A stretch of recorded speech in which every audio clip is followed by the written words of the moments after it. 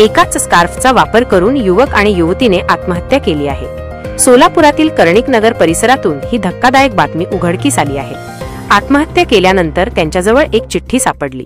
त्या चिठ्ठीमध्ये ते भाऊ बहीण असल्याचा उल्लेख आहे, मात्र दोघांमध्ये नेमकं काय नातं होतं हे अद्याप स्पष्ट झालेलं नाही। या घटनेमुळे कुटुंबीय आणि नातेवाईकांमध्ये हळहळ व्यक्त होत असून या प्रकरणी सिव्हिल पोलीस ठाण्यात गुन्हा नोंद करण्यात आला आहे। मृत युवकाचे नाव रोहित ठणकेदार असून तो चालक म्हणून काम करत होता।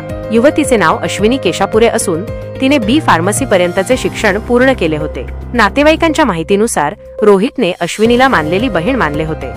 सोलापुरातील कर्णिक नगर परिसरातील एका बंगल्यातील दुसऱ्या मजल्यावर त्यांचा मृतदेह सापडला। गळफास घेतलेल्या अवस्थेत त्यांचा मृतदेह होता। या घटनेची माहिती पोलिसांना मिळताच MIDC पोलिसांनी घटनास्थळी धाव घेत तपासाला सुरुवात केली। पोलिसांनी मृतदेह ताब्यात घेत शासकीय रुग्णालयात शवविच्छेदनासाठी पाठवले आहे।